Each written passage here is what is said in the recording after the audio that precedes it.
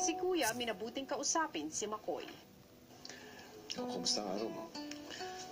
Ayun po kuya, okay naman po. Excited magpagupit. Mahaba-haba na rin po kasi. Yun lamang? Yun po. Tsaka po naglaba po ako na napakarami po kuya. Si Elise kausap naman ang malapit na kaibigan ni McCoy na si Nico. Hindi lang nagsasalita yung ako lang lagi nagsasabi na gusto ko umuwi. Siya pala gusto na rin, hindi lang Oo, nakikita.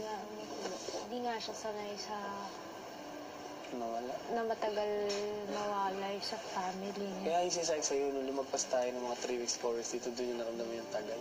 Pero hindi mo niiyak yun kung... Grabe nga eh. Ano yung gusto mo? Ngayon sumabog siya. Ako'y... Ano nangyayari?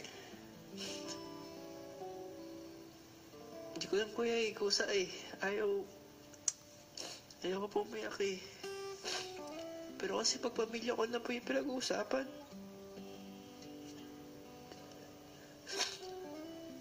Sobrang nalulungkot talaga ako.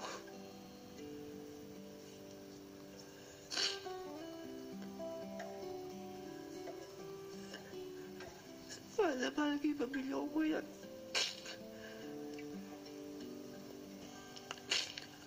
Siguro makita ko lang sila kahit sandali lang. Magiging okay na po ako.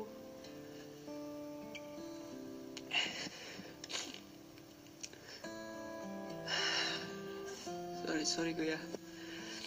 Wala ka naman dapat ihingi na dispensa, McCoy. Humingi po ako ng dispensa kuya kasi karaniwan lang naman na problema to. Kasi ako di ko magawa. Nagpasan. Hindi mo naman kailangan ikumpara ang sarili mo sa iba. Iba-iba naman talaga tayo ng nararamdaman. Iba-iba rin tayo ng paraan kung paano umarap sa mga pagsubok ng buhay. Ako, naniniwala ako dahil nandito ka pa. Dahil meron pang magandang dahilan. Yun lang po kuya. At naalala mo ba nung una tayo nag-usap nung ikaw ay unang dumating sa bahay ko?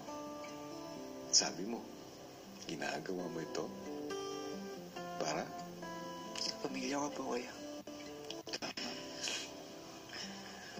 dapat lagi mong alalahanan ito, McCoy. Kung bakit ka nandito at para kanino ka nandito. Naniniwala ako, McCoy. Proud ang pamilya mo sa iyo. Salamat po kuya. Dahil patuloy kang lumalaban para sa iyo, para sa kanila, para sa inyong lahat.